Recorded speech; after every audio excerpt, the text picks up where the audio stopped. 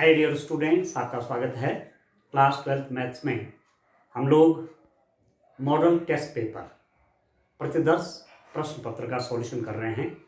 Board ने अपनी website पे एक पेपर दिया हुआ है जिसका पैटर्न उसी रूप में होगा जैसे बोर्ड में आपको पेपर आएगा। कौन प्रश्न कितने मार्क्स का होगा इससे आपको जानकारी मिलेगी।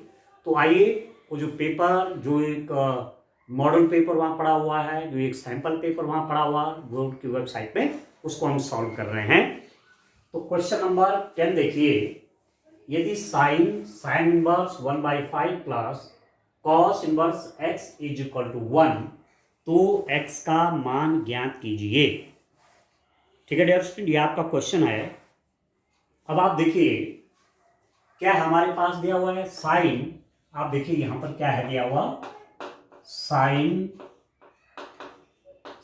Inverse 1/5 plus cos inverse x is equal to दिया हुआ है 1। इसका मतलब आप जानते हैं कि sine π/2 is equal to 1। Sine 91 होता है, इसका मतलब इसकी वैल्यू π/2 है। साइन π/2 90 होता है, तो दिस इंप्लाइज दैट आप लिख सकते हैं यहां पर जो है sign inverse 1/5 plus cos inverse x, इसकी वैल्यू आपकी कितनी है, π/2 है। ठीक है, साइन π/2 इज इक्वल टू 1, इसका मतलब ये पूरा मिला के कितना है, π/2। ठीक है डियर स्टूडेंट, अब एक चीज आपने और पढ़ी, एक चीज आप जानते हैं डियर स्टूडेंट कि sine inverse x plus cos inverse x is equal to π/2। इस बात को आप जानते हैं कि sine inverse x plus cos inverse x की वैल्यू कितनी होती है, π/2। जैसे tan inverse x plus cot inverse x की value π/2, sec inverse x plus cosec inverse x की वैल्यू π/2 अंडर सर्टेन कंडीशंस ये होता है। ठीक हो, तो इसका मतलब क्या हुआ, अब इससे इसकी कंपैरिजन करिए इसकी, तो ये कितना है, ये है आपके पास कि sine inverse 1/5 plus cos inverse, यहां पर कितना है x। ठीक है, इसका मतलब क्या होना चाहिए कि sine inverse 1/5 plus cos inverse 1/5 की वैल्यू π/2 के बराबर होगी। Sign inverse 1/5 plus cos inverse 1/5 की वैल्यू π/2। अब इसके और इसकी कंपैरिजन कीजिए, sine inverse 1/5 sine inverse 1/5, cos inverse 1/5 cos inverse से x है, तो इसका मतलब ये हुआ कि cos inverse x is equal to cos inverse 1/5। यहां पर कॉस इनवर्स x ना हो करके क्या होना चाहिए, कॉस इनवर्स 1/5।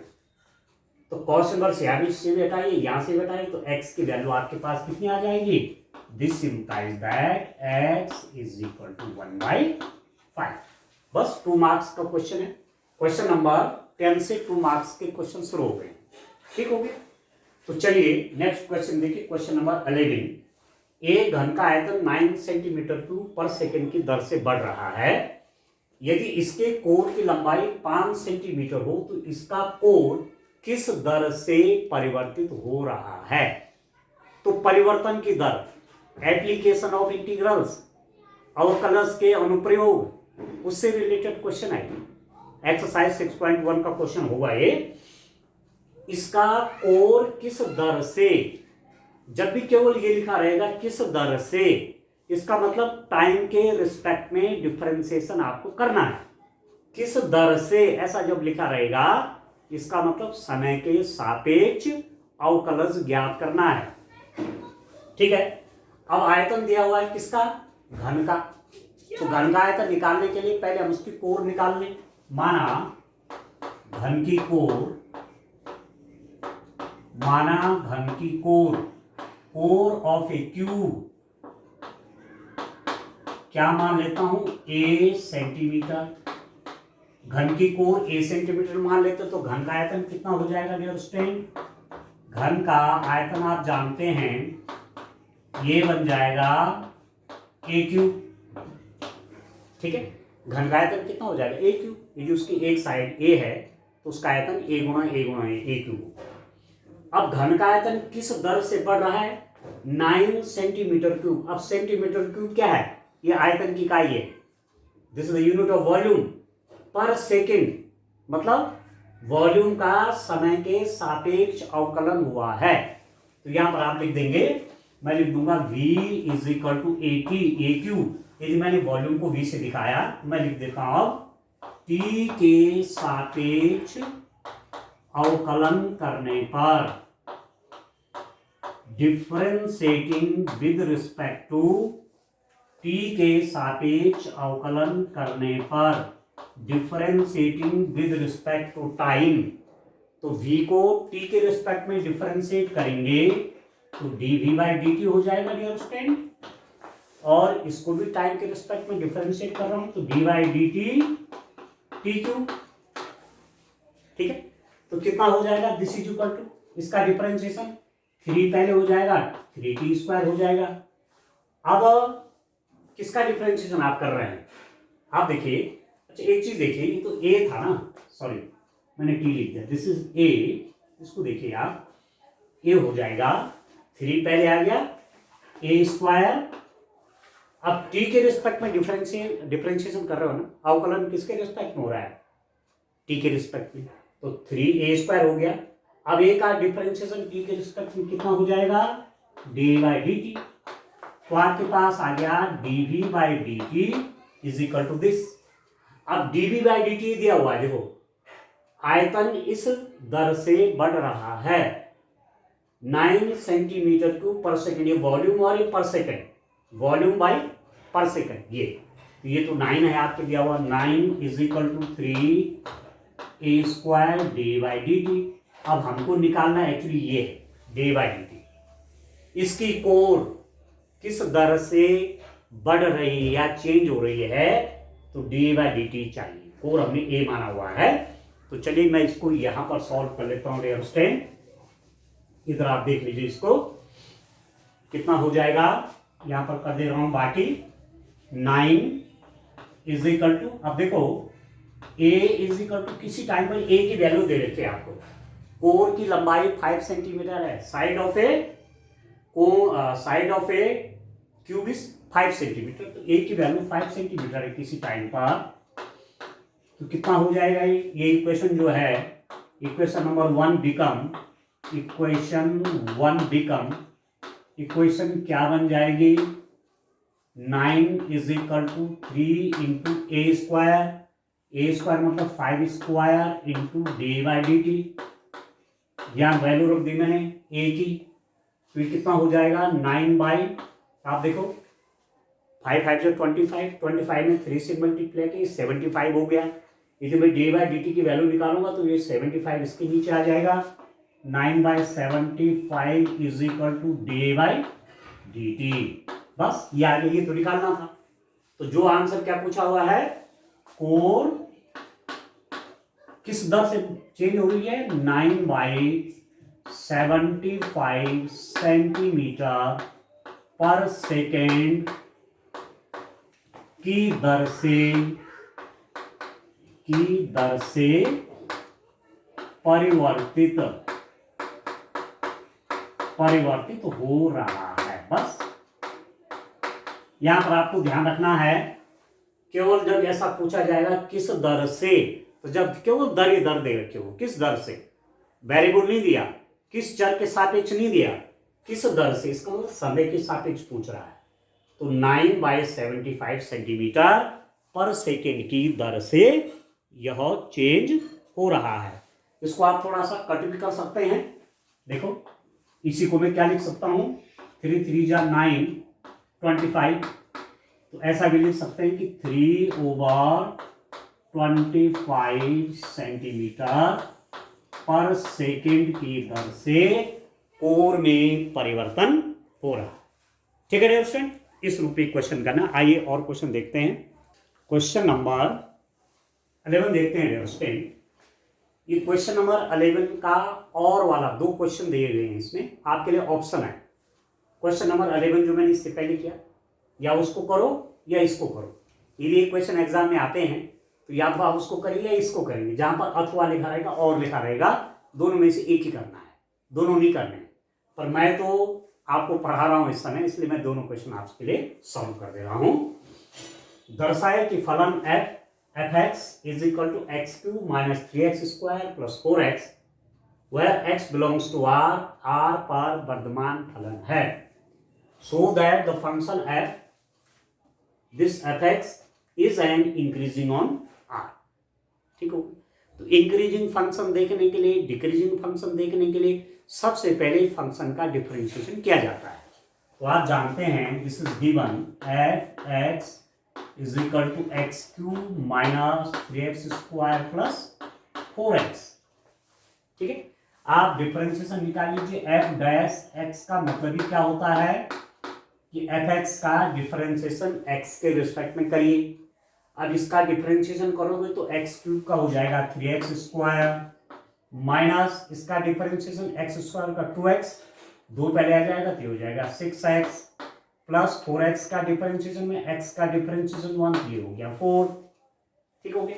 अब एफ डैश एक्स में क्या लिख दूंगा, F dash X is equal to, इसको मैं कुछ बनाता हूं डियर स्टूडेंट। क्या बना सकता हूं, ऐसा करता हूं कि यदि मैं इन दोनों में कॉमन ले लूं, कितना, मैं यहां पर डियर स्टूडेंट 1 बना देता हूं ना, इसको लिख देता हूं मैं 3x square minus 6x plus 3 plus 1। कुछ फॉर्म में चेंज कर रहा हूं जरा सा, 3 प्लस 1 4 ही होता है। अब आप देखिए ऐसा मैंने क्यों किया, F dash X is equal to, इनमें मैं 3 कॉमन ले लेता हूं तो मेरे पास है x square minus 2x plus 1। यही मैंने इस रूप में लिख दिया। ठीक हो गया। अब कितना हो गया, F dash X is equal to 3, ये क्या है, ये है x माइनस 1 होल स्क्वायर और प्लस 1, ये x माइनस 1 का होल स्क्वायर है। तो आपके पास आया क्या डियर स्टूडेंट, आपके पास आ गया है F dash X is equal to 3x minus 1 square plus 1। ये अब आप देखिए, इसको ध्यान से देखिए, ये सारा पॉजिटिव है कि नहीं है, ये सब प्लस में है। x माइनस 1 का स्क्वायर हमेशा प्लस रहेगा क्योंकि स्क्वायर है ना, नेगेटिव का स्क्वायर भी पॉजिटिव, माइनस में होगा तो उसका स्क्वायर भी प्लस, और कोई संख्या प्लस में है तो उसका स्क्वायर तो प्लस ही होता है। इसका मतलब ये तो पूरा प्लस है, ये भी प्लस है, ये भी प्लस है। तो इसका मतलब आपके पास क्या होगा, this implies that F dash X is greater than 0। जब इसका मान धन में है, कैसे मालूम चला, क्योंकि ये स्क्वायर है तो वर्ग हमेशा पॉजिटिव ही होता है, किसी संख्या का वर्ग पॉजिटिव, तो ये भी पॉजिटिव और ये भी पॉजिटिव। तो एफ डैश एक्स 0 से बड़ा हुआ कि नहीं हुआ। तो यदि एफ डैश एक्स फंक्शन का डिफरेंशिएशन 0 से बड़ा है, इसका मतलब फलन एक वर्धमान फलन है। ये तो आपने टेस्टिंग की है। क्या टेस्टिंग आप जानते हैं कि यदि एफ डैश एक्स की वैल्यू 0 से छोटी है, डिफरेंशिएशन करने के बाद फंक्शन जो आया एफ डैश एक्स वो 0 से छोटा है, मीन्स नेगेटिव है, तो फंक्शन ह्रासमान होता है। और यदि डिफरेंशिएशन करने के बाद उसकी वैल्यू 0 से बड़ी है, ठीक है ना, तो ये क्या हो गया, वर्धमान फलन के लिए होता है। तो ये जो वैल्यू आई x बिलोंग्स टू r, मतलब x कोई भी वास्तविक संख्या है, कोई भी मैं वास्तविक संख्या लूंगा, x कोई भी रियल नंबर लूंगा, उन सब के लिए ये पॉजिटिव, ये भी पॉजिटिव, तो पूरा आपका पॉजिटिव। तो इसका मतलब F X is equal to X cube minus 3x square plus 4x, जहां x बिलोंग्स टू r एक वर्धमान फलन है। बस इतना सा है डियर स्टूडेंट, इतना ही इसमें काम करना है। ठीक है भाई, इतना लिख दीजिए लास्ट में। एफ डैश एक्स 0 से बड़ा हो गया, x के सभी मानों के लिए जो भी मान मैं रखूंगा यहां इसमें पॉजिटिव ही रहना है। x को मैं पॉजिटिव रखूं चाहे नेगेटिव रखूं, इसमें पॉजिटिव ही होना है, और ये भी पॉजिटिव है तो सब मिला के प्लस रहेगा, मतलब 0 से बड़ा रहेगा। जब एफ डैश एक्स 0 से बड़ा रहेगा तो फंक्शन आपका, फलन आपका एक वर्धमान फलन होगा, इंक्रीजिंग फंक्शन। ठीक हो गया। चलिए, ये 2 मार्क्स का क्वेश्चन है ये भी। ठीक है, अब क्वेश्चन नंबर 12 देखिए। समतल x plus 2y plus 3z is equal to 6 द्वारा अक्षों पर काटे गए अंतःखंड की लंबाई ज्ञात कीजिए। Find the intercepts cut off by the plane x plus 2y plus 3z is equal to 6 on axis. बहुत इंपॉर्टेंट क्वेश्चन है, कई बार 1 मार्क्स का भी ये आ जाता है, यहाँ 2 मार्क्स का है। तो आप देखिए डियर स्टूडेंट इसका सॉल्यूशन बड़ा ध्यान से देखिए, समझ करके देखिए क्वेश्चंस को। ये है प्लेन का इक्वेशन, ये समतल का इक्वेशन है। This is the equation of plane, ये किसी समतल का इक्वेशन है। इसमें मैंने दोनों पक्षों में 6 से भाग कर दिया, डिवाइडिंग बोथ साइड्स बाय 6, या मैं लिख दूंगा x by 6 plus 2y by 6 plus 3z by 6 is equal to 6 by 6। प्रत्येक टर्म को मैंने 6 से डिवाइड कर दिया, इसमें कोई लॉस नहीं, बिल्कुल सेम चीज हो गई। तो दिस इंप्लाइज दैट क्या बन जाएगा x बाई 6 प्लस 2 से 1 कट गया 3, ये हो जाएगा y बाई 3 प्लस 3 से कट गया 2, तो ये हो गया z by 2 is equal to 1। x by 6 plus y by 3 plus z by 2 is equal to 1। अब इससे कंपेयर कीजिए, ये इक्वेशन नंबर 1 है। तो आप जानते हैं कि x by a plus y by b plus z by c is equal to 1 से समीकरण 1 की तुलना करने पर, कंपेयरिंग, तुलना करेंगे डियर स्टूडेंट, क्योंकि आप जानते हैं कि x by A plus Y by B plus Z by C is equal to 1 एक ऐसे तल का समीकरण है जो x अक्ष पर a इंटरसेप्ट बनाता है, x अक्ष पर a का अंतःखंड काटता है, y अक्ष पर b का अंतःखंड काटता है और z एक्सिस पर c का अंतःखंड काटता है। तो इस प्लेन की इक्वेशन को भी मैंने सेम फॉर्म में रख दी। तो इसके और इसकी तुलना करिए तो इसका मतलब कितना हो गया, a बराबर, देखो ये 6 x बाई ए, तो x by 6 a is equal to 6, b is equal to 3 और c इज इक्वल टू 2। और abc क्या है, abc क्या है, x अक्ष पर कटा अंतःखंड, y अक्ष पर कटा अंतःखंड, z अक्ष पर कटा अंतःखंड। Intercept made by this plane on x axis is 6, on y axis is 3 and on z axis is 2।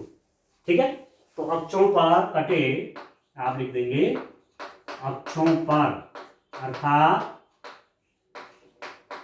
x अक्ष, y अक्ष,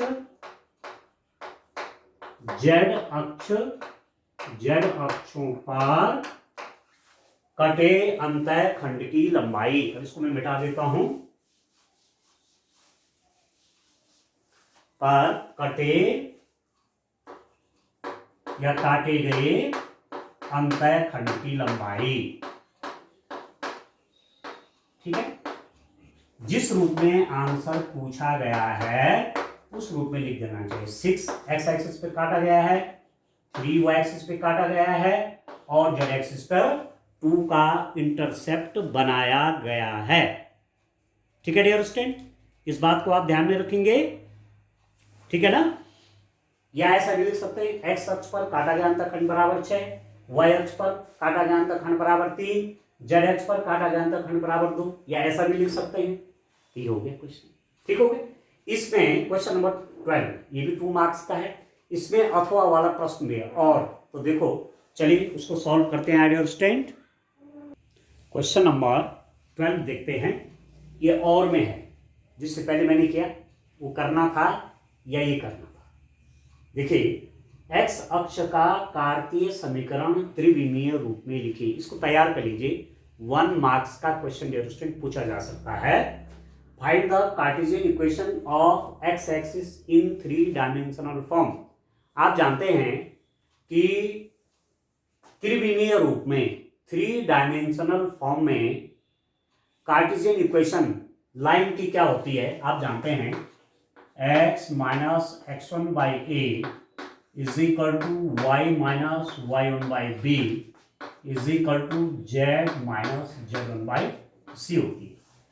एक रेखा जो कि x1, y1, z1 बिंदु से होकर जाए तथा जिसके डायरेक्शन रेशियोज दिक् अनुपात ABC हो उस रेखा का कार्तीय समीकरण त्रिविमीय रूप में ऐसा होता है। अब x अक्ष का देखिए, x अक्ष किस बिंदु से होकर जाती है? 0 0 0 से होकर जाती है, ये तो आपको मालूम है। ठीक है डियर स्टूडेंट, x एक्सिस 0 0 0 से होकर जाती है। आप जानते हैं इस ढंग से एक्सिस सिस्टम बनता है ना, इस रूप में बनता है। ये x एक्सिस है, ये y एक्सिस, z एक्सिस है। तो जो ओरिजिन का पॉइंट है ये है 0, 0, 0, मूल बिंदु के निर्देशांक। ठीक है, ठीक है, कार्टेशियन कोऑर्डिनेट ऑफ या कोऑर्डिनेट्स ऑफ ओरिजिन 0, 0, 0। तो ये x एक्सिस है। ठीक है, x एक्सिस के डायरेक्शन कोसाइंस होते हैं 1, 0, 0। y एक्सिस के डायरेक्शन कोसाइंस होते हैं 1, 0, 1, 0। z एक्सिस के डायरेक्शन कोसाइंस होते हैं 0, 0, 1। इनको याद रखिए। x अक्ष के दिक् कोसाइन होते हैं डियर स्टूडेंट 1, 0, 0। y एक्सिस के दिक् कोसाइन होते हैं 0, 1, 0। z एक्सिस के डायरेक्शन कोसाइंस होते हैं 0, 0, 1। ठीक है, तो अब x अक्ष 0, 0 से होकर जाती है तथा 1, 0, 0 इसके क्या है? दिक् कोसाइन है, डायरेक्शन कोसाइंस हैं, दिक् कोसाइन है। अतः x अक्ष का समीकरण, x अक्ष का समीकरण, इक्वेशन ऑफ x एक्सिस कितना हो जाएगा? x minus x1 y1 z1 0 है, x माइनस 0 a की जगह 1, डायरेक्शन कोसाइंस आ जाएगा। ठीक है, is equal to y minus 0/0 is equal to z minus 0/0। ये है x एक्सिस का इक्वेशन, याद रखना। यदि y एक्सिस का इक्वेशन लिखना चाहेंगे तो ऊपर तो यही रहेगा, x माइनस 0/, यहाँ 0 हो जाएगा, y minus 0/1 is equal to z minus 0/0। z axis का इक्वेशन लिखेंगे तो x minus 0/0 is equal to y minus 0/0 is equal to z minus 0/1। ठीक है, तीनों एक्सिस का इक्वेशन आप तैयार कीजिए। ठीक हो गया। अब चलिए क्वेश्चन नंबर 13 देखते हैं। फलन 1/x+2 x+3 का x के सापेक्ष समाकलन ज्ञात कीजिए। Integrate this function with respect to x। तो चलिए अब आप देखिए, हमें डियर स्टूडेंट इंटीग्रेशन निकालना है किसका? dx over x+2 x+3। यह है integration dx over x+2 x+3। तो आप जानते होंगे जब इस रूप में दिया रहेगा कोई फंक्शन तो सबसे पहले हमको इसको पार्शियल फॉर्म में ब्रेक करना चाहिए, आंशिक भिन्न में तोड़ना चाहिए, तब इंटीग्रेशन आसान हो जाएगा। ठीक है, तो मैं इसको क्या लिख दूंगा? लेट माना 1/x+2 x+3 is equal to a over x+2 plus b over x+3। Partial fraction में आंशिक भिन्न में इस रूप में लिख देंगे, बाकी इंटीग्रेशन बाद में करेंगे। पहले आंशिक भिन्न में तोड़ रहा हूं, पार्शियल फ्रैक्शन में ब्रेक कर रहा हूं, तो इस रूप में लिख दिया। और अब मैं इसको क्या करूंगा? इससे पूरी इक्वेशन में मल्टीप्लाई करूंगी। किससे? x+2 x+3 से मल्टीप्लाई करेंगे तो 1 is equal to a into x+3 plus b into x+2। पूरी इक्वेशन में इससे मल्टीप्लाई करूंगा तो ये तो कट के यहां तो 1 रह जाएगा। यहां x+2 x+3 से मल्टीप्लाई करूंगा तो x+2 से x+2 कट गया तो x+3 रहेगा, plus b into x+2 x+3 करूंगा तो x+3 से x+3 कट गया तो ये हो गया। ठीक है, अब एक्चुअली ये a और b जो हैं ये मैंने अपने ओर से रखे हुए हैं, इनकी वैल्यू मुझे चाहिए, इनके मान निकालने हैं। तो सबसे पहले मैं क्या करता हूं, इसको 0 करता हूं। यदि मैं x इक्वल टू -3 रख दूंगा ये तो 0 हो जाएगा और मुझे b का मान निकल जाएगा। आप देखिए इफ x इक्वल टू -3, यदि मैं x की वैल्यू -3 कर दूंगा तो ये क्या बन जाएगा आपको, ये बन जाएगा कितना 1 इज इक्वल टू x की जगह -3 करूंगा तो -3 प्लस ये तो 0 बन गया प्लस b x -3 है प्लस 2। ठीक है डियर स्टूडेंट, तो 1 इज इक्वल टू -b हो जाएगा। This implies that b is equal to -1। b की वैल्यू कितनी होगी -1। फिर मैं क्या करूंगा, यदि x इज इक्वल टू -2 तो मैं इसको 0 करता हूं, x की जगह -2 कर दूंगा तो ये 0 हो जाएगा। ये कितना हो जाएगा मेरे पास 1 is equal to a, x की जगह पे -2 प्लस 3 -2 प्लस 3 1 हो गया तो a इज इक्वल टू 1। तो a की वैल्यू 1 आ गया और b की कितनी आ गई -a। तो यही जो है यही पार्शियल फ्रैक्शन में आंशिक भिन्नता किस रूप में आ जाएगा 1/x प्लस 2 x प्लस 3 बन जाएगा डियर स्टूडेंट। a ओवर देखो a over x plus 2, a की वैल्यू 1 है तो 1/x प्लस 2, ठीक है, प्लस b की वैल्यू कितनी है -1 तो -1/x प्लस 3। यही जो था इसको मैंने इस फॉर्म में लिख दिया, पार्शियल फ्रैक्शन में ब्रेक हो गया। अब आप इसकी मल्टीप्लाई यहां करिए, इसकी करिए, यही तो आएगा। ठीक हो गया। अब मैं इंटीग्रेशन कर लेता हूं डियर स्टूडेंट। अब इंटीग्रेशन मेरे लिए आसान हो जाएगा तो आप तो फटाफट क्वेश्चन करेंगे, मैं तो आपको समझा भी रहा हूं ना, और एग्जाम में आप तेजी से काम करेंगे। ठीक हो गया। तो यही कितना हो जाएगा, this is equal to integration of, ये हो गया मेरे पास 1/x plus 2 minus 1/x plus 3 dx। ये अब कितना हो गया, अलग अलग कर लीजिए। This is equal to dx over x plus 2 minus dx over x plus 3। ठीक हो गया। अब इंटीग्रेशन कर लीजिए, इसका डिफरेंशिएशन क्या है, x का डिफरेंशिएशन dx हो गया, इसका भी डिफरेंशिएशन नहीं है तो सीधा इसका लॉग हो जाएगा। ऐसी स्थिति में जो इंटीग्रेशन आपके पास आएगा वो देखिए डियर स्टूडेंट कितना हो जाएगा इसका integration, this is equal to, इसका इंटीग्रेशन कितना हो जाएगा log x प्लस 2, चाहे मॉड के रूप में रख लीजिए, mod minus log x plus 3, चाहे इसको भी मॉड के रूप में रख लीजिए, मॉड इसलिए लिखते हैं कि log जो होता है हमेशा पॉजिटिव वैल्यू का निकलता है, इसलिए हम मॉड लगा देते हैं यहाँ भी। अभी क्या हो गया log a minus log b, इसको मैं लिख सकता हूं log a बाई b ऐसे, ठीक है, और प्लस c, जहां c कांस्टेंट ऑफ इंटीग्रेशन है। आप चाहो यहां इसको इस रूप में भी कर सकते हैं, ऐसे और ऐसे, इस रूप में भी स्टूडेंट आपका आंसर आ जाएगा। तो इस रूप में आपको इस इंटीग्रेशन को कर देना। ठीक हो गया। आपको काम बहुत तेजी से करना है, एग्जाम में शॉर्ट में करना है, जितना सॉल्व कर सकते हैं क्वेश्चन को फटाफट काम करना है। अब आप कह रहे हो कि फटाफट कैसे होगा, फटाफट इस रूप में होगा, जब आजकल आप बढ़िया सा प्रैक्टिस कर देंगे तो पेपर आप बहुत तेजी से, आपके 26 क्वेश्चन वहां पूछे जाते हैं तो 26 क्वेश्चन का आंसर आप आसानी से दे देंगे। और क्वेश्चन नंबर 1 को शामिल कर लूंगा तो 7 वहां और जोड़ लीजिए, 33 क्वेश्चन करने होते हैं, 1.5 3 घंटे में आंसर देने हैं। तो प्रैक्टिस बढ़िया करिए, एग्जाम में आप पूरे पेपर को सॉल्व करेंगे। ठीक है, चलिए आगे बढ़ते हैं। क्वेश्चन नंबर 14 देखते हैं डियर स्टूडेंट। एक विशेष प्रश्न को ए और बी द्वारा स्वतंत्र रूप से हल करने की प्रायिकता 1/2 और 1/3 है। प्रायिकता ज्ञात कीजिए कि प्रश्न हल हो जाता है।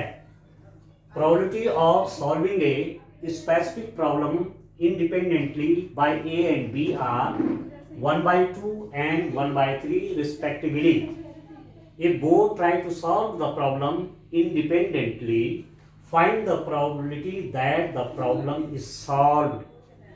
A द्वारा प्रश्न को हल करने की प्रायिकता 1/2 है, B द्वारा प्रश्न को हल करने की प्रायिकता 1/3 है। हमको प्रायिकता निकालनी है कि प्रश्न हल हो जाता है, ठीक है, इसकी चाहिए। तो डियर स्टूडेंट देखिए, मैं पहले कुछ बना देता हूं, तब आगे सॉल्व करेंगे। ए द्वारा प्रश्न हल करने की प्रायिकता, ए द्वारा प्रश्न हल करने की प्रायिकता कितना हो जाएगा डियर स्टूडेंट? ये क्वेश्चन कभी 4 मार्क्स का भी आया है, ठीक है। ए द्वारा प्रश्न हल करने की प्रायिकता, probability of A is equal to 1/2, ठीक है। ये दिया हुआ है आपको। ए द्वारा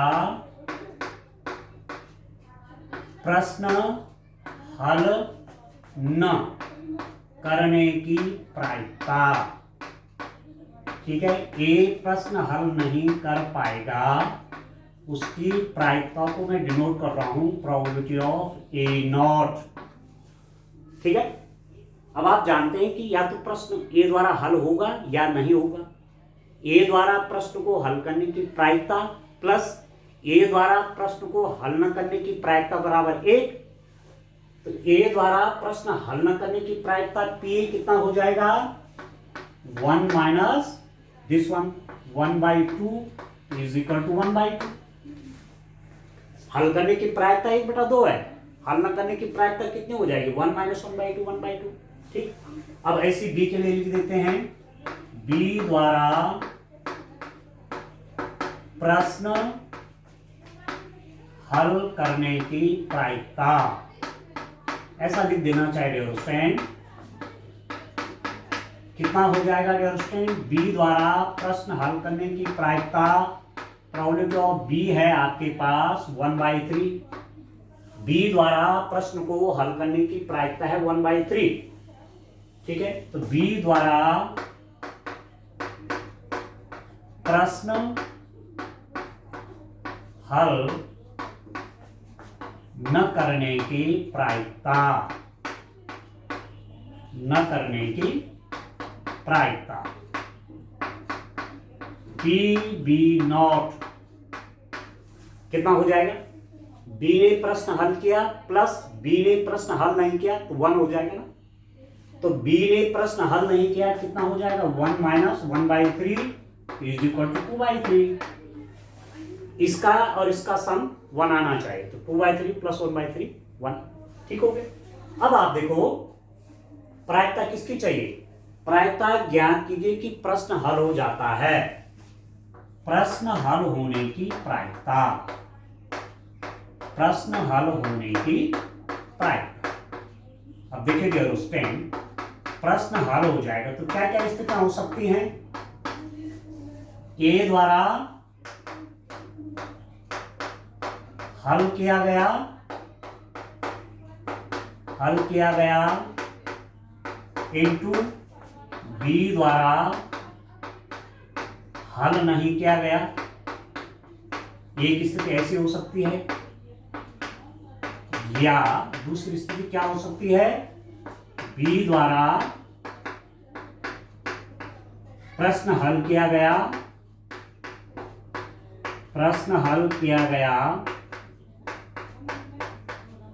इनटू ए द्वारा प्रश्न हल में किया गया, ठीक है, किया गया। तीसरी बात क्या हो सकती है?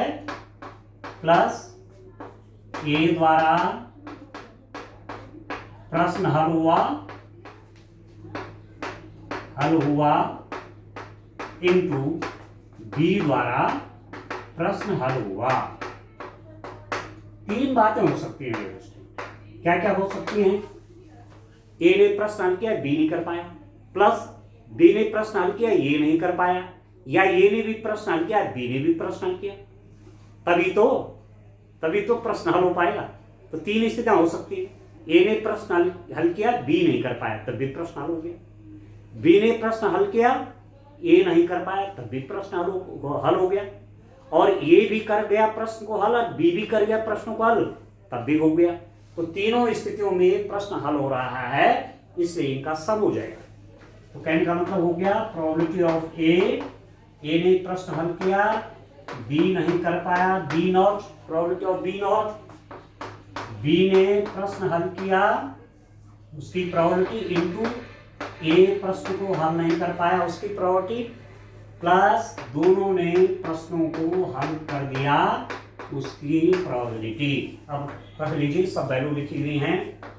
1/2 इंटू पी वी नॉट कितना है, this is 2/3 plus P V आपका 1/3 है, पी ए नॉट आपका 1/2 है, पी ए आपका 1/2 है, पी वी आपका 1/3। तो कितना हो जाएगा 2/6 प्लस 1/6 प्लस 1/6, तो ये सब मिला के होगा dear student 2 + 1 3 is equal to 4/6, 2 2 जा 4, 2 3 जा 6, तो दिस इज इक्वल टू 2/3। प्रश्न के हल होने की प्रायिकता आ जाएगी डियर स्टूडेंट 2/3। इस प्रश्न में एक पार्ट और है, तथ्यतः है कोई एक प्रश्न हल करता है तो तब ये वाली स्थिति नहीं आएगी। कोई एक प्रश्न हल करता है उसकी प्रायिकता ए द्वारा हल किया गया, बी द्वारा हल नहीं किया गया, प्लस बी द्वारा प्रश्न हल किया इंटू ए द्वारा नहीं किया गया, ये वाली स्थिति नहीं आएगी। जब केवल स्थिति क्या देंगे, तथ्यता है केवल एक द्वारा ही प्रश्न हल किया गया, तब ये वाली स्थिति नहीं आएगी। ठीक है, तो ये तो इस क्वेश्चन के हिसाब से सॉल्यूशन है। ठीक है, चलिए नेक्स्ट क्वेश्चन अब देखते हैं। आइए क्वेश्चन नंबर 15 देखते हैं। ये वाला क्वेश्चन आपका 4 मार्क्स का है स्टूडेंट, तो 10 से लेकर के 14 तक 2 मार्क्स के क्वेश्चन आएंगे पेपर में। क्वेश्चन नंबर 15 से 4 मार्क्स के क्वेश्चन शुरू हुए। इस क्वेश्चन को देखिए, बड़ा इंपॉर्टेंट क्वेश्चन है। एक ही तल में स्थित समस्त सीधी रेखाओं के समुच्चय L में संबंध R is equal to L1 L2 such that L1 L2 के समांतर है द्वारा परिभाषित है। सिद्ध कीजिए कि R एक तुल्यता संबंध है। In a set L of all straight lines in a single plane, a relation R is defined by R is equal to L1 L2 such that L1 is parallel to L2. Prove that R is an equivalence relation. कोई तल है जिसमें समस्त रेखाओं का समुच्चय L है। किसी तल में कोई रेखाएं हैं, उस समस्त रेखाएं L से दर्शाई गई हैं और उन रेखाओं में संबंध क्या है, R है डियर स्टूडेंट।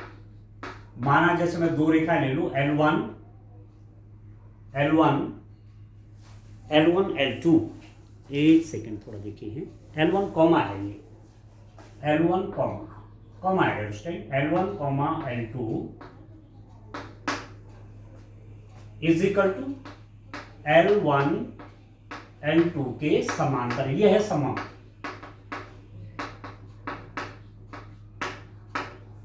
आप देखिए किसी तल में समांतर रेखाओं वाला संबंध है, ये है संबंध R, L1 L2, एक रेखा L1 है, दूसरी L2 है, L1 L2 के समांतर है। ठीक है, अब आप देखो R, हमको R को दिखाना है कि तुल्यता संबंध है, इक्विवेलेंस रिलेशन है। देखिए R स्वतुल्य है, R स्वतुल्य है क्योंकि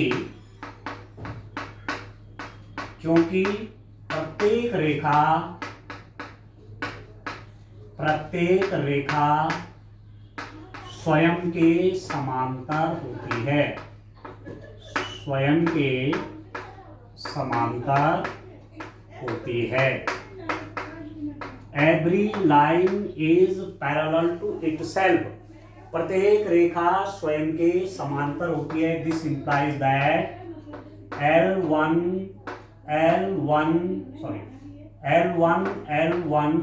belongs to R, L1 belongs to R, L1 के समांतर है तो संबंध क्या होगा, स्वतुल्य हो गया। रेखा स्वयं के समांतर है तो स्वतुल्य हो गए, अपने का अपने से संबंध हो गया। दूसरा देखिए R सममित है, R इज सिमेट्रिक। क्यों है सममित, क्योंकि यदि L1 रेखा L2 के समांतर है, यदि L1 रेखा L2 के समांतर है, L2 के समांतर है, तो L2 रेखा भी L1 के समांतर होगी। ठीक हो गया? यदि रेखा L1 L2 के समांतर है तो L2 भी L1 के समांतर होगी। आप जानते हैं एक रेखा माना ये है, ये रेखा L1 है और ये दूसरी रेखा है L2। L1 और L2 आपस में समांतर हैं, L1 L2 के समांतर है तो L2 भी L1 के समांतर होगी। तो दिस इंप्लाइज दैट क्या लिख सकता हूं, L1 L2 belongs to R, मतलब L1 L2 के समांतर है, L1 L2 belongs to R का मतलब क्या हुआ, R से इसका संबंध है। और R कैसा संबंध है, समांतर का। तो L1 L2 belongs to R है, this implies that L2 L1 belongs to R। तो समन्वित हो गया संबंध, सिमेट्रिक हो गए। तीसरा देखिए, R संक्रामक है, R इज ट्रांजिटिव। क्यों है संक्रामक, क्योंकि यदि L1 L2 के समांतर है, यदि L1 L2 के समांतर हो तथा L2 L3 के समांतर हो, L1 रेखा लिख देता हूं, रेखा L1 रेखा L2 के समांतर है, रेखा L2 रेखा L3 के समांतर है, तो इसका मतलब है L1 रेखा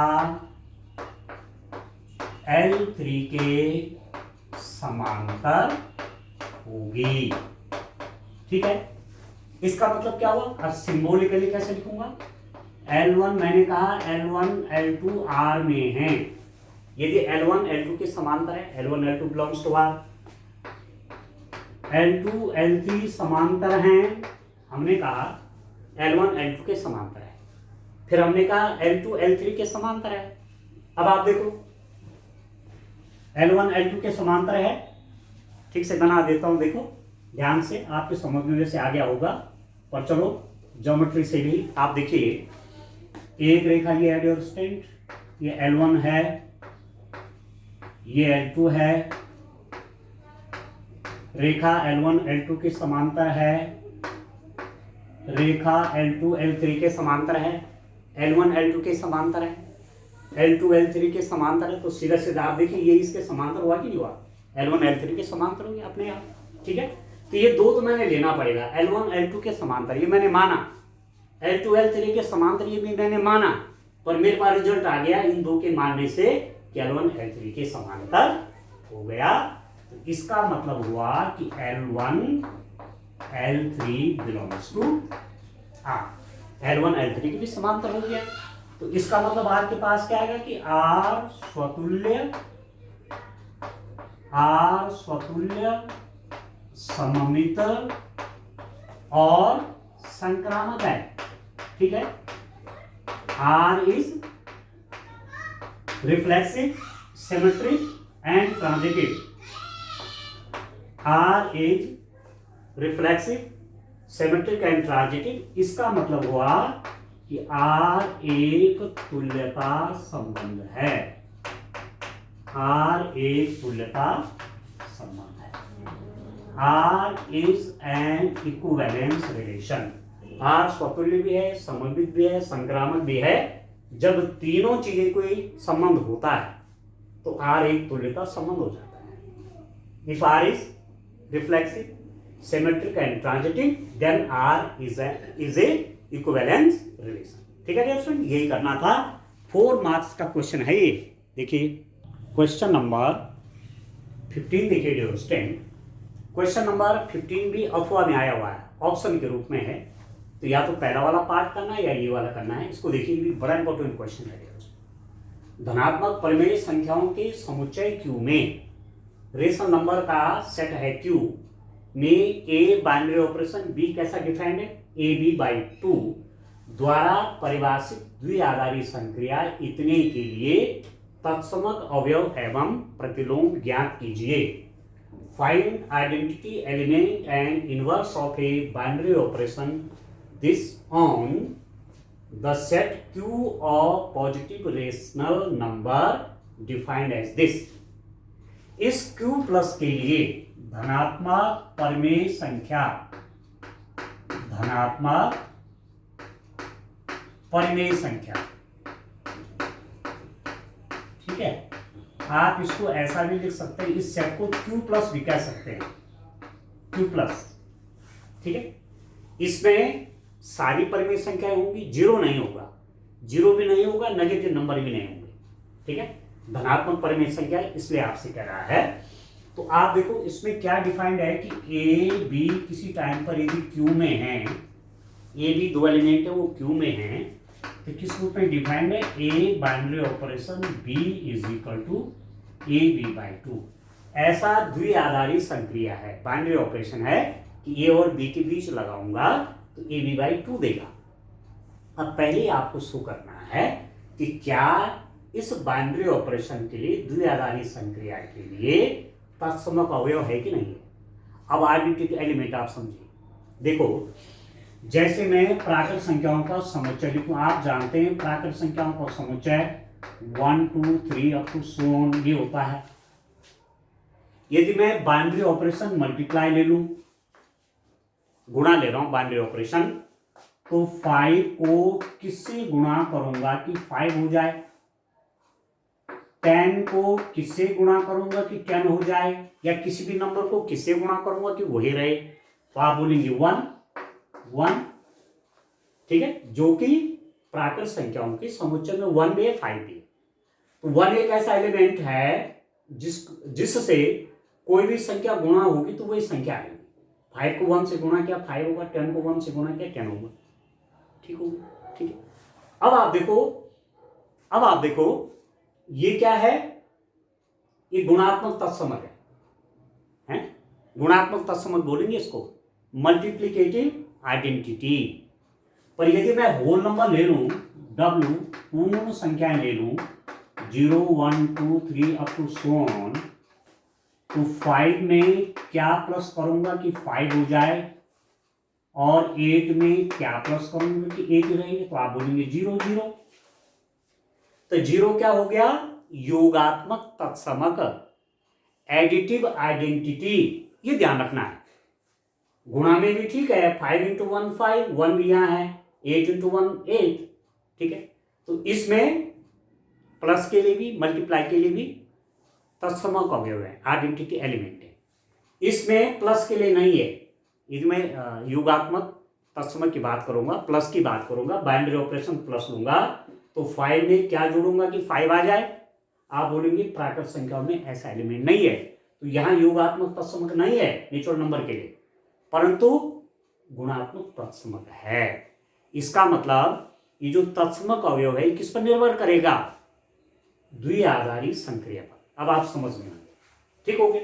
अब देखो किसी टाइम पर मैं कह रहा हूं कि A belongs to Q, A belongs to Q तथा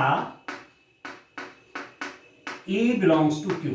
यदि मैं किसी टाइम पर एक एलिमेंट E ले रहा हूं, ठीक है, जहां E तत्समक अवयव, मैंने कहा माना कि E आपका आइडेंटिटी एलिमेंट है, E तत्समक अवयव है, तो A बाइनरी ऑपरेशन E कितना हो जाएगा, अब लगाइए, A तो Q में है, आइडेंटिटी एलिमेंट भी Q में, माना मैंने कहा E भी यहां है, ठीक, तो ये बाइनरी ऑपरेशन E कितना हो जाएगा डियर स्टूडेंट, एक हिसाब से तो जब द्विआधारी संक्रिया के साथ तत्समक अवयव लगाते हैं तो वही एलिमेंट आता है, ये तो होता है तत्समक अवयव की विशेषता यही है कि द्विआधारी संक्रिया किसी एलिमेंट के साथ वहां लगाएंगे तो वही एलिमेंट आएगा। तो इसका मतलब कितना हो जाएगा, अब नियम से क्या है कि ए बाइनरी ऑपरेशन बी बराबर ए बी बाई टू, तो ए बाइनरी ऑपरेशन ई हो जाएगा ए ई बाई टू, ठीक है, is equal to A, two यहां चला गया तो A into E is equal to two into A से ए कट गया डियर स्टूडेंट, तो इसका मतलब हो गया ई बराबर 2। तो ई क्या हो गया, ई आइडेंटिटी एलिमेंट है। आप लिखेंगे 2 तत्समक 2, इसके लिए Q में तत्समक अवयव है, जहां Q क्या है, धनात्मक पूर्णांक, तत्समक अवयव है,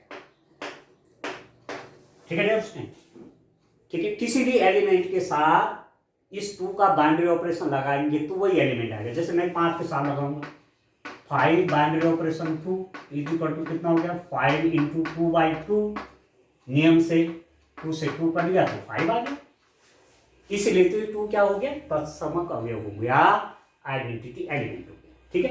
तो इस सेट Q में इस नियम के लिए, इस बाइनरी ऑपरेशन के लिए 2 क्या है, आइडेंटिटी एलिमेंट, ठीक हो गया। अब इसका दूसरा वाला पार्ट देखिए, 2 प्रश्न इसमें पूछे हुए, ठीक हो गया, 2 प्रश्न पूछे हुए हैं इसमें। इसका दूसरा वाला पार्ट आप देखिए, ध्यान से देखिए दूसरा वाला पार्ट। ऐसा एक क्वेश्चन आपको कई बार एग्जाम में आ जाता है, कभी तत्समक अवयव पूछता है, आइडेंटिटी एलिमेंट पूछता है, या कभी प्रतिलोम पूछ देता है, ठीक है, इनवर्स ऑफ ए नंबर। अब क्या कह रहा है, देखो आपको मालूम है कि E इज इक्वल टू 2 तत्समक अवयव है, इस इक्वेशन के हिसाब से तत्समक अवयव है, इसके लिए किसमें, Q में, बस इतना लिख दिया, ठीक है। अब प्रतिलोम ज्ञान कीजिए। अब एक चीज ध्यान रखना आपको, एक है तत्समक अवयव और एक है प्रतिलोम, ये ध्यान रखिए आप, थोड़ा ध्यान से सुनेंगे, ध्यान से समझेंगे तो दिक्कत नहीं आएगी। देखिए आइडेंटिटी एलिमेंट और ये क्या है, इनवर्स।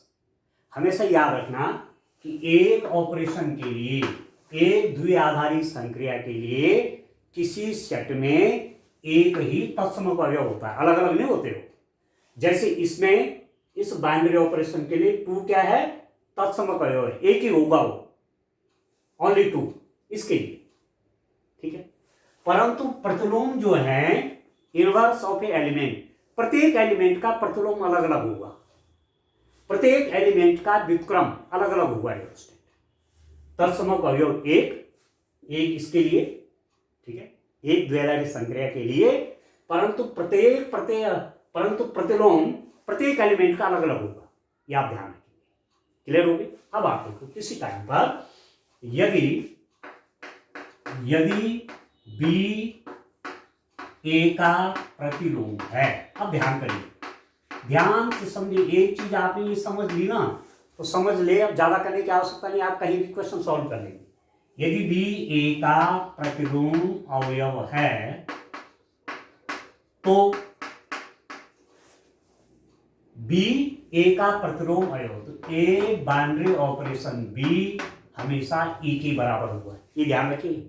किसी एलिमेंट और उसके प्रतिलोम पर बाइनरी ऑपरेशन लगाएंगे, द्विआधारी संक्रिया लगाएंगे, तो वह हमेशा तत्समक अवयव देगा। अब हमने आपसे कह रखा है कि ई तत्समक अवयव, और ई का मान कितना है, ई का मान है 2 यहां पर, तो ए बाइनरी ऑपरेशन बी आपका 2 होगा।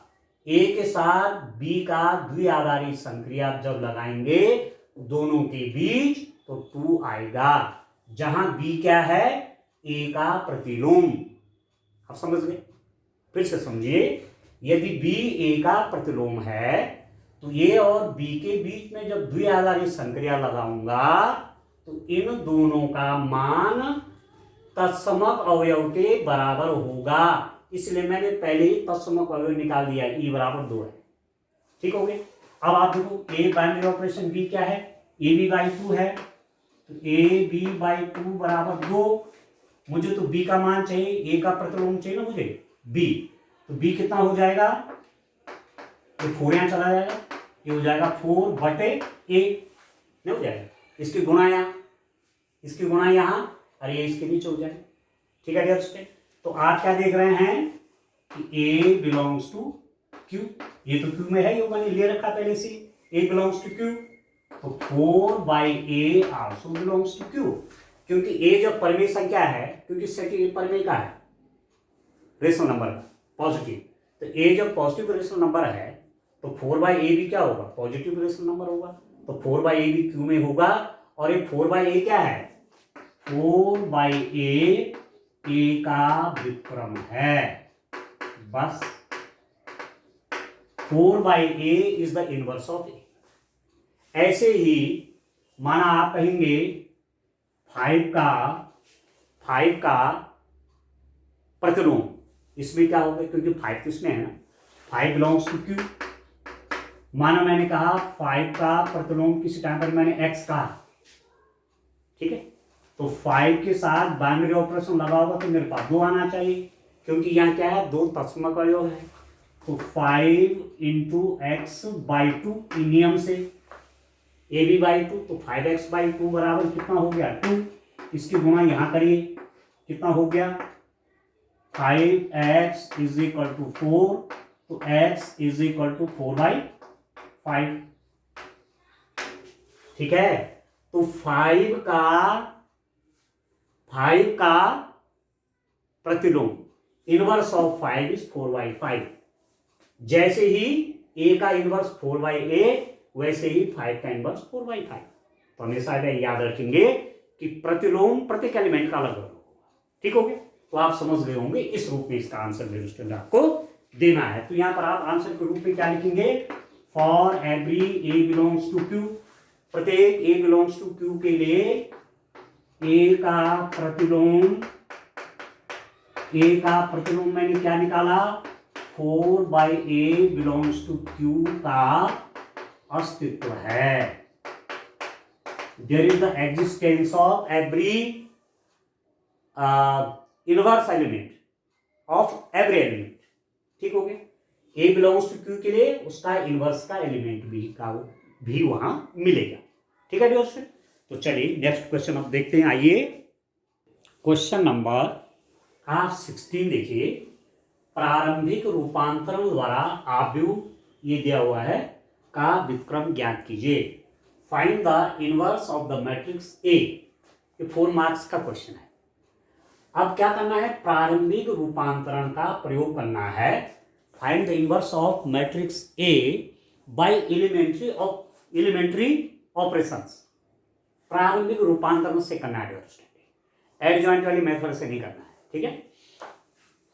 तो एग्जाम में यदि ऐसा नहीं लिखा हुआ है कि किस मेथड से करना है, तो जो आपको अच्छा लगता है उससे करिए। तो ए = कितना है डियर स्टूडेंट, देखो ए मैट्रिक्स आपको दी हुई है, ए मैट्रिक्स है 2 5 3 और 7। देखिए जब भी आप इनवर्स निकालेंगे प्रारंभिक रूपांतरण से, तो क्या लिख देंगे आप, पंक्ति संक्रिया का प्रयोग करने पर, पंक्ति संक्रिया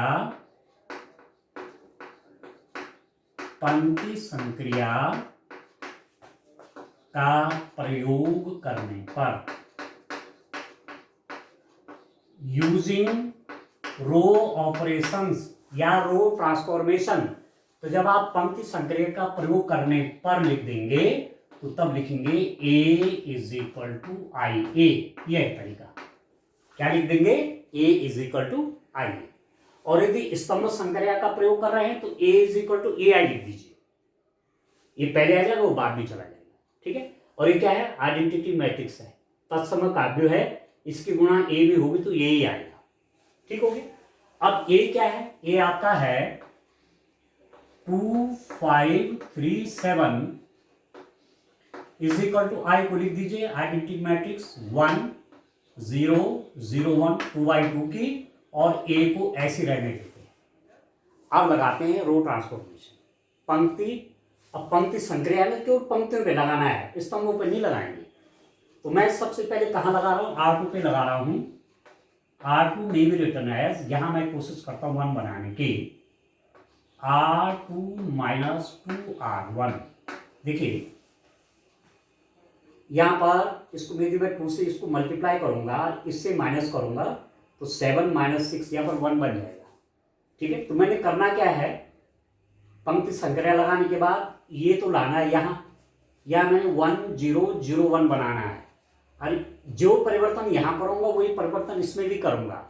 तो जब यहाँ 1 0 0 1 आ जाएगा, तो जो यहाँ पर आएगा वही क्या हो जाएगा, वही प्रतिलोम हो जाएगा, वही इनवर्स हो जाएगा। ठीक है, तो यहाँ पर मैं 1 पहले लाने का प्रयास में हूँ, 7 में से 6 जाएगा, इसको 2 से मल्टीप्लाई करूंगा, इसमें से माइनस कर दूंगा, तो R2 में भी return as R2 minus 2R1। ये रो नंबर 2 कैसे लिख रहा हूँ, रो नंबर 2 माइनस, इनको 2 से मल्टीप्लाई करके माइनस कर दे रहा हूँ, तो ये क्या बनेगा, R1 में मैंने चेंज नहीं किया तो इसको मैंने ऐसे रहने दिया, इसको चेंज कर रहा हूँ, दिस माइनस 2 इंटू 2, 5 माइनस 2 गुणा 2 4, तो 5 में से 4 गए 1। ठीक, फिर 7 माइनस 3 गुणा 2, तो 7 माइनस 6 1 आ गया। अब रो में तो कोई चेंज नहीं पहली वाली में, दूसरी रो में कैसा चेंज है, दिस माइनस 2 इंटू 1, 0 माइनस 2 गुणा गए 1 तो माइनस 2, 1 माइनस 2 गुणा गया R1, तो 1 ऋण 2 गुणा गया 0, कुछ नहीं आएगा, ये नहीं रहेगा, ये हो गया 1। ठीक हो गई, ठीक है डियर स्टूडेंट। अब मैं और क्या करना चाह रहा हूं, मैं चाह रहा हूं और क्या कर सकता हूं, मैं इसको 0 कर रहा हूं। ठीक है, 1 को 0 बनाता हूं, क्योंकि वहां यहाँ 1 यहाँ 0 यहाँ 0 यहाँ 1 लाना, इसको 0 बनाने के लिए मैं क्या कर दूंगा, R2 में भी return as 2R2 minus R1। R2 को मैं कैसे लिख रहा हूं, रो नंबर 2 को 2 से यहां गुणा करके और इसमें से माइनस कर देंगे, तब इतना 0 आएगा। तो देखो अब मैंने R1 में तो चेंज नहीं किया, वो तो ऐसी है 2 3, R2 कैसे है 2R2, 2 ऋण R1 मतलब 2, तो 0 आ गया, 2 तो 2 हो जाएगा, ये 2 माइनस 3 तो माइनस 1।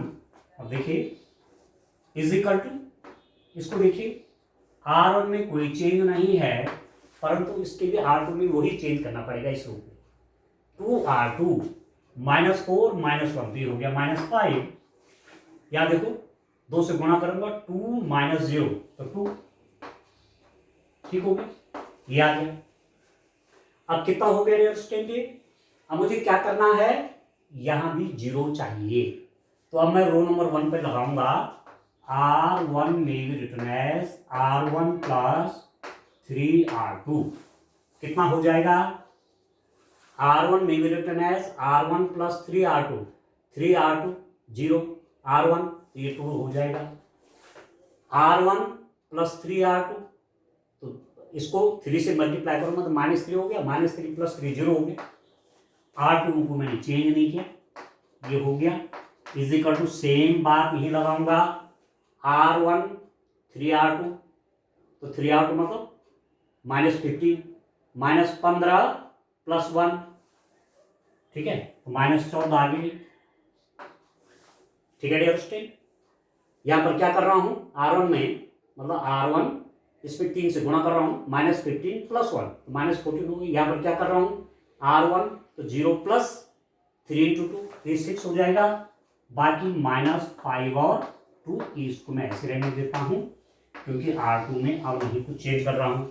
अब यहां पर चाहिए 1, ठीक है, तो यहां पर 1 चाहिए, तो इस रो में 2 से डिवाइड कर लेता हूं, 2 से भाग देता हूं, यहां पर चाहिए प्लस 1, ठीक है, तो यहां पर इस पूरी रो में माइनस 1 से गुणा कर देता हूं। कहने का मतलब R1 में भी रिटर्न एज 1/2 R1, R1 कैसे लिख रहा हूं, रो नंबर 1 को 2 से भाग करके, और रो नंबर 2 में कैसे लिख रहा हूं, रो नंबर 2 में माइनस 1 का गुणा करके, तो इसमें 2 से भाग करूंगा तो कितना हो गया डियर स्टूडेंट, 1, 2 में 1 से डिवाइड किया 1, 0 में 2 से भाग किया 0 रहेगा, माइनस 1 से गुणा करूंगा इसमें ये 0 रहेगा, माइनस 1 से गुणा करूंगा ये प्लस हो गया, इज इक्वल टू, अब आप देखिए इस रो में 2 से गुणा हो रहा है, 2 से सॉरी भाग कर रहे हैं ना, रो नंबर 1 में 2 से भाग कर रहा हूं तो हो जाएगा -7, ये हो जाएगा 3, 2 से डिवाइड कर रहा हूं,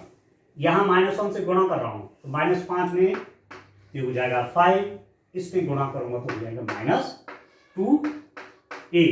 ये तो साथ में लिखता जाना है, ये तो साथ में रहेगा ही। ठीक हो गया। अब डियर स्टूडेंट देखिए, किसी मैट्रिक्स में दूसरी मैट्रिक्स से मल्टीप्लाई किया तो आइडेंटिटी मैट्रिक्स निकल गया, तो इसको लिख दूंगा मैं आई, ये हो जाएगा ए इनवर्स और ये हो जाएगा ए। तो इसका मतलब हो गया ये जो आया किसी मैट्रिक्स में दूसरी मैट्रिक्स से गुणा करने पर यदि तत्समक आव्यूह आता है, आइडेंटिटी मैट्रिक्स आती है, तो ये मैट्रिक्स क्या है, इसका मतलब इनवर्स मैट्रिक्स है। इसका मतलब ए इनवर्स बराबर ये आएगा -7, 3, 5 और -2। तो आप लिख देंगे ए का विक्रम, इनवर्स ऑफ ए, कौन सा हो जाएगा, ये ऊपर वाला, ये ए का इनवर्स हो गया। अब क्या करेंगे, रफ में चेक भी कर लेंगे मेरा सही आया कि नहीं आया, मतलब ए इंटू ए इनवर्स आपका आना चाहिए आइडेंटिटी मैट्रिक्स। तो मैट्रिक्स लिख लीजिए 2, 3, 5, 7,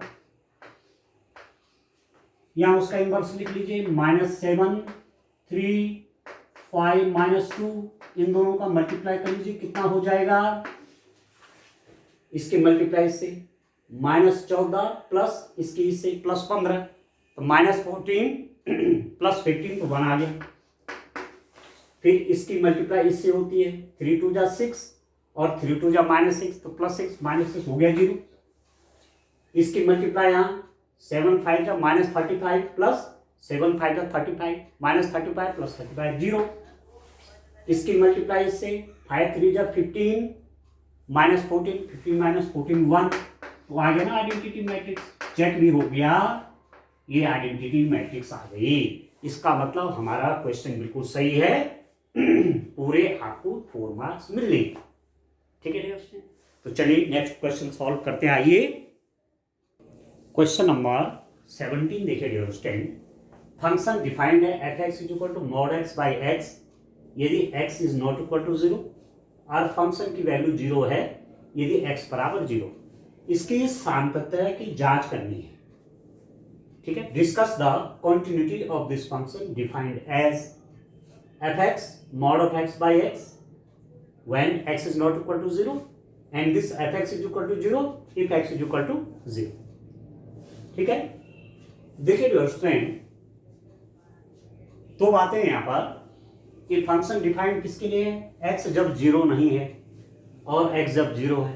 तो एक रियल लाइन लीजिए, एक वास्तविक संख्या लीजिए, एक पॉइंट है आपके पास x = 0। तो ये जो रियल लाइन है वास्तविक संख्या रेखा आ गई, तो इसके 3 भाग होंगे। एक तो x = 0, इधर वाला भाग 0 से बड़ा, इधर वाला भाग 0 से छोटा। ठीक है ना, less than 0।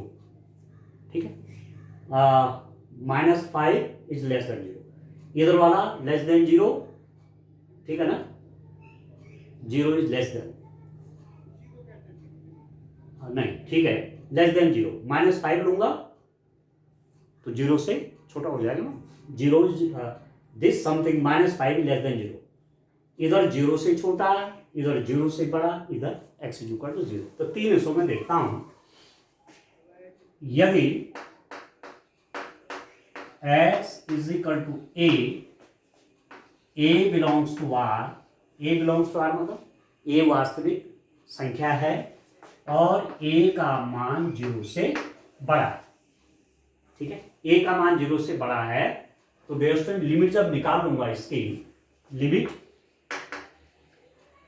x tends to a f(x) कितना हो जाएगा, x tends to a r में है पर a का मान 0 से बड़ा है। ठीक है, तो limit x tends to f(x) कितना हो जाएगा, limit x tends to a, देखो फंक्शन आपका ये है, x a है, a का मान r में है, a का मान 0 से बड़ा है, मतलब ये वाला मान नहीं है।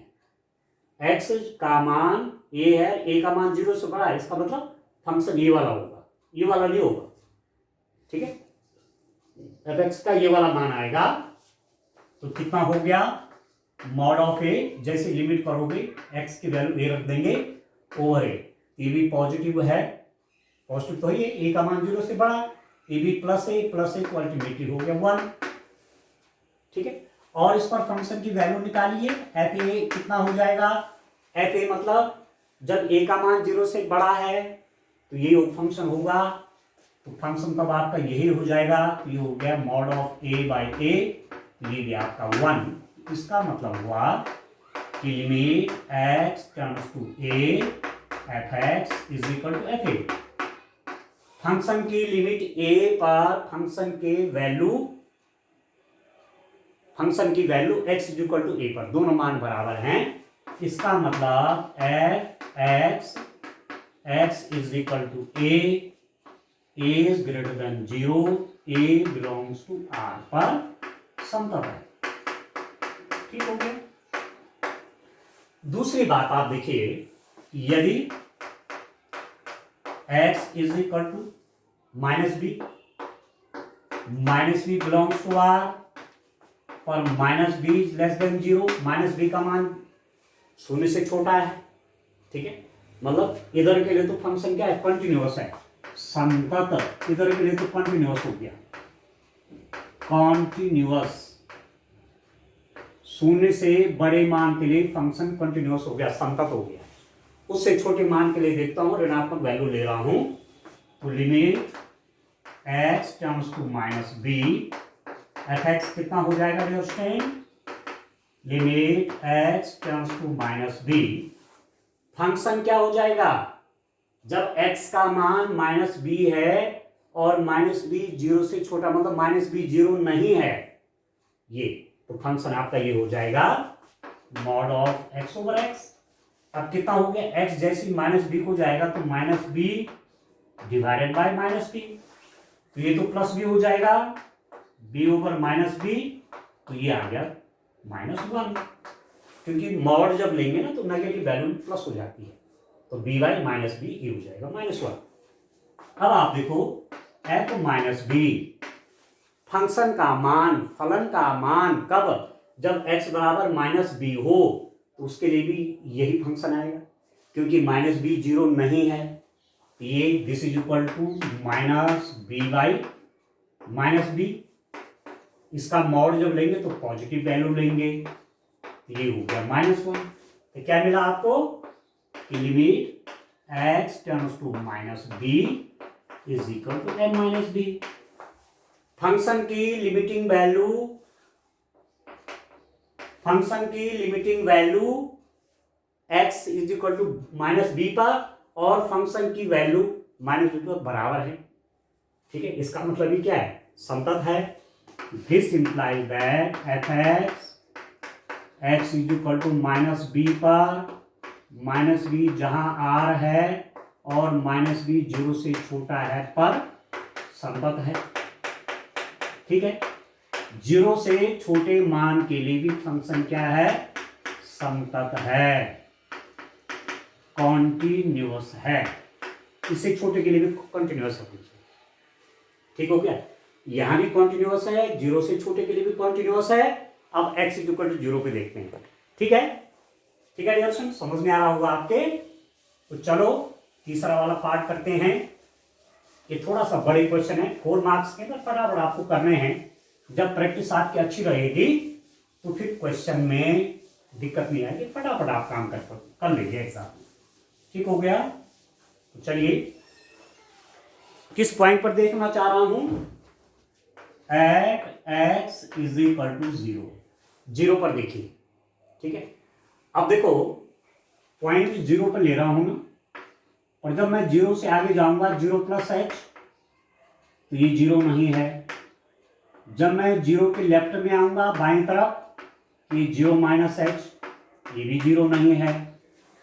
इसका मतलब x इज इक्वल टू 0 पर सीधी लिमिट नहीं निकलेगी, राइट हैंड लिमिट निकालनी पड़ेगी, लेफ्ट हैंड लिमिट निकालनी पड़ेगी। x इज इक्वल टू 0 पर फंक्शन कुछ और होगा, जीरो प्लस एच मतलब जीरो से बड़े के लिए कुछ और होगा, जीरो से छोटे के लिए कुछ और होगा। राइट हैंड लिमिट निकालनी पड़ेगी, लेफ्ट हैंड लिमिट निकालनी पड़ेगी। तो चलो राइट हैंड लिमिट निकाल देता हूं। दाईं सीमा limit H terms to zero F zero plus H, यह है तरीका लिखने का। राइट हैंड लिमिट कैसे लिखेंगे? Limit H terms to zero F zero plus H, क्योंकि एक्स इक्वल टू जीरो पर देख रहा हूं, zero plus H right hand limit बनाएगा। तो this is equal to limit H terms to zero F zero plus H मतलब zero नहीं, not zero. और नॉट जीरो के लिए फंक्शन क्या है? ये वाला, ठीक है। तो एक्स जीरो प्लस एच रखिए, जहां जहां एक्स है zero plus H divided by zero plus H, तो नॉट तो पॉजिटिव हो जाएगा, तो ये हो गया आपका 1, ठीक है। लेफ्ट हैंड लिमिट निकालिए। लिमिट लेफ्ट हैंड लिमिट कैसे लिखेंगे? h tends to zero F zero minus H लिखेंगे। लेफ्ट हैंड लिमिट को ऐसे लिखेंगे, ठीक है।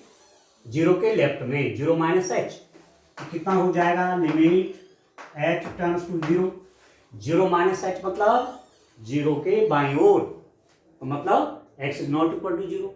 फंक्शन ये तो होगा, उसके लिए फंक्शन ये हो जाएगा, क्योंकि x जीरो से छोटा है, उसके लिए फंक्शन ये वाला होगा।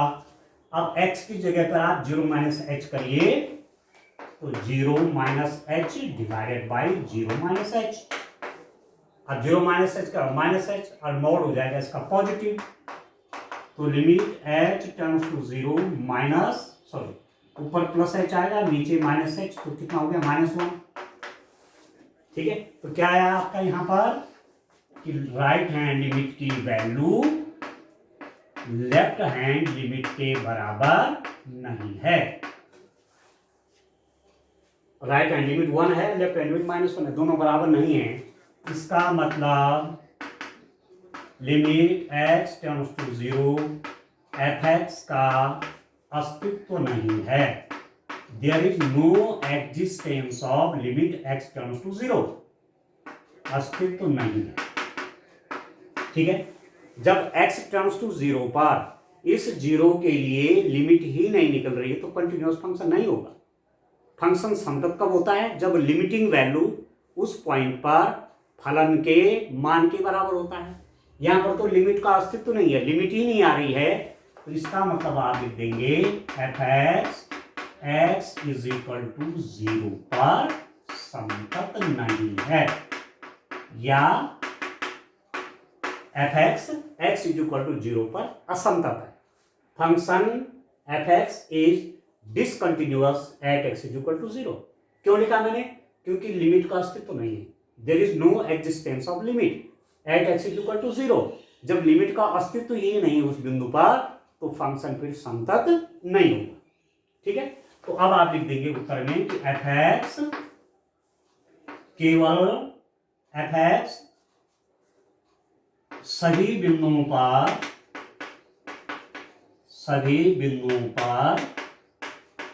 संतत है, परंतु क्या लिख दीजिए एफ एक्स आर के, आर मतलब वास्तविक संख्या, आर के सभी बिंदुओं पर संतत है, परंतु X is equal to zero पर असंतत है। बस एक पॉइंट आया इसका ऐसा जहां फंक्शन क्या है? असंतत है, डिसकंटिन्यूअस है, बाकी सभी जगह क्या है? संतत है, ठीक है। इस रूप में क्वेश्चन आपको सॉल्व करना है।